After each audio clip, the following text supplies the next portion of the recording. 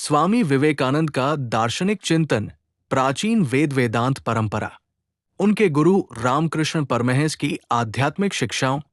और उनके स्वयं के व्यापक जगत भ्रमण व जीवन अनुभवों का एक अत्यंत प्रभावशाली समन्वय है, जिसमें उन्होंने अद्वैतवादी दृष्टिकोण अपनाते हुए प्रत्येक जीव को सच्चिदानंद ब्रह्मा, सत्यचित्तानंद का स्वरूप माना और ये प्रतिपादित किया कि अपनी वास्तविक दिव्य प्रकृति को जानना ही मनुष्य का परम आदर्श है।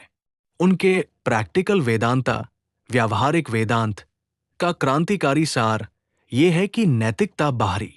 दबाव के बजाय आत्म प्रेरणा पर आधारित होनी चाहिए और सेवा ही धर्म के सिद्धांत के तहत भूखों को रोटी देना और पीड़ितों की सहायता करना ही वेदांत का वास्तविक व्यावहारिक रूप है। उन्होंने पूर्व और पश्चिम के मिलन की वकालत करते हुए सुझाव दिया कि जहां भारत आध्यात्मिक रूप से समृद्ध है, वहीं उसे पश्चिम से जंदशा सुधारने की तकनीक, स्त्री सम्मान, संगठन की शक्ति और भौतिक समृद्धि सीखनी चाहिए,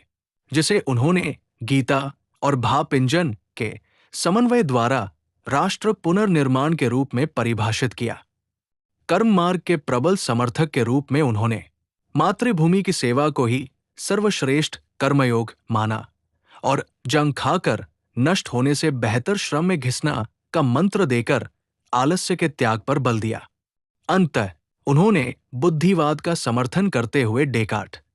स्पिनोजा और लाइबनिज जैसे विचारकों की भांति ये माना कि ज्ञान मनुष्य के भीतर ही विद्यमान है, जिसे केवल अज्ञान का आवरण हटाकर प्राप्त किया जा सकता है। साथ ही उन पर हेगेल, कांट और जे.एस. मिल जैसे पाश्चात्य विचारकों का भी गहरा प्रभाव था, जिसके माध्यम से उन्होंने राजा राममोहन राय की भांति विभिन्न सभ्यताओं के श्रेष्ठ गुणों को अपनाने का आह्वान किया।